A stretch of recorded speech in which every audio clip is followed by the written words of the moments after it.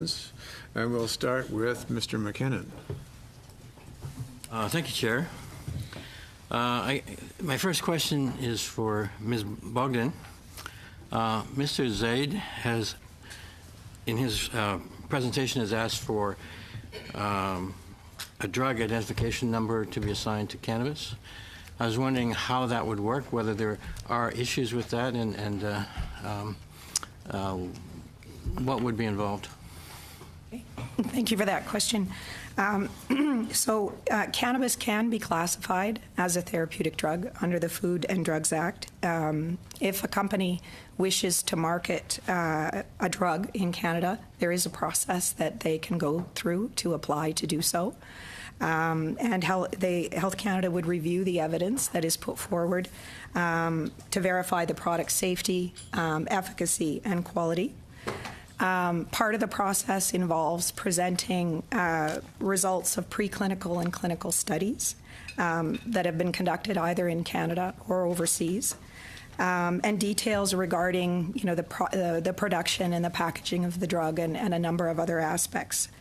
So at this time, cannabis itself, either in its dried, fresh, or oil form, has not been authorized as a therapeutic product.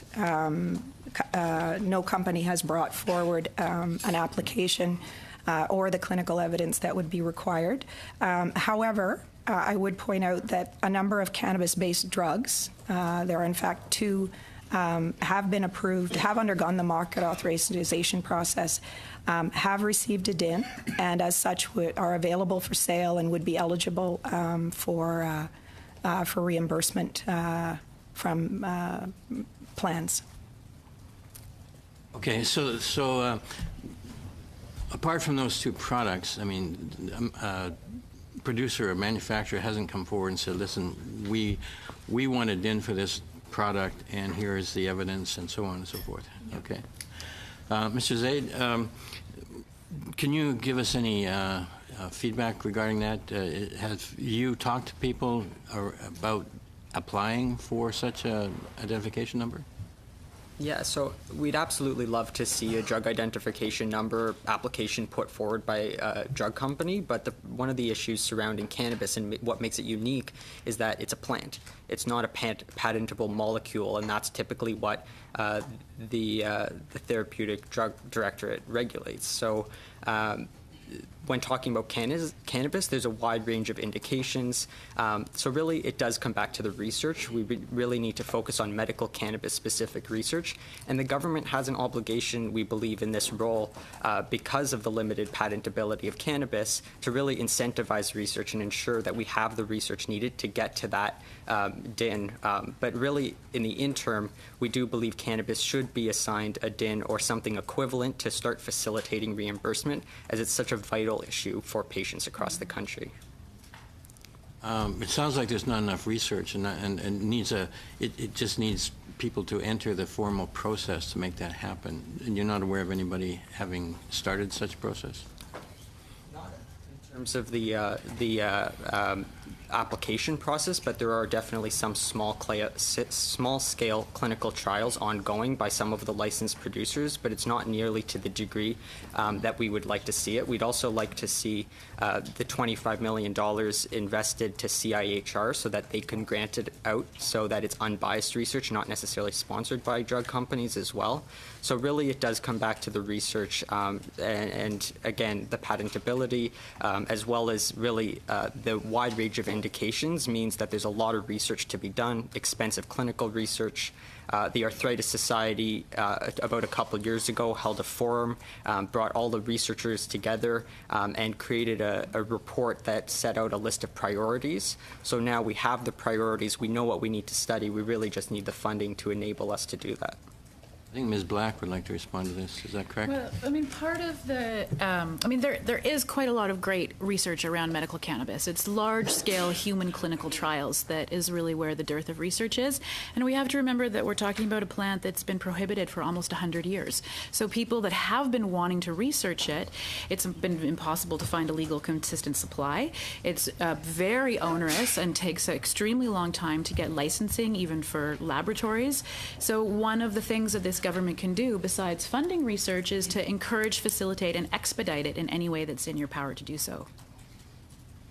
I mean, you say there's a lot of research out there, though, but unless someone starts a process for an application, it's not going to do anything to achieve a drug identification number. I mean, as Jonathan said, there is some complications around cannabis because it isn't patentable. But, you know, my understanding would be that if the government allocated some resources and from your side encouraged research into the medical applications of cannabis rather than holding it back, that we would be able to start seeing more progress. I see. Comment there, did you?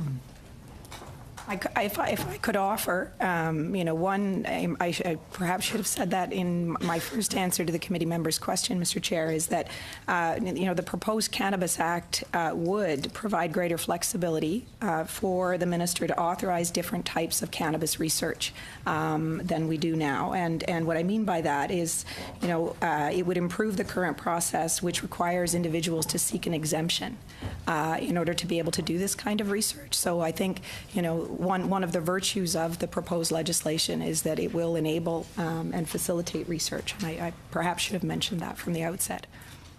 Ms. Black, I believe you're asking for prescriptions to be issued instead of authorizations, and you feel that it would be better, give better access to the product. Is that correct?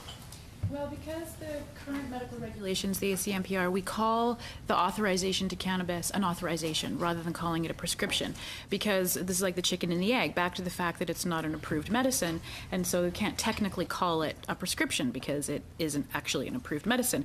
But by calling it an authorization and not a prescription, that is the answer that many people come to on the dead end of trying to either get insurance coverage, and the reason why the tax courts said that GST is applicable to medical cannabis. My understanding, though, is that doctors are reluctant to issue prescriptions because they don't have the research to back them up. They don't know the specific medical consequences of particular potencies and so forth, so that they would, I suspect they would be less likely to issue a prescription than they would issue an authorization. I mean, I am not a physician, but I do communicate with many physicians regularly, and I would suggest that the authorization form that physicians currently have to fill out actually takes more time and is more onerous than filling out a prescription on a prescription pad. So I think whether we call it a prescription or an authorization, it's not going to address the issue of the research and education that is needed for physicians across the country. Thanks very much. We'll go to Mr. Weber. Mr. Chair, and thank you to the panel for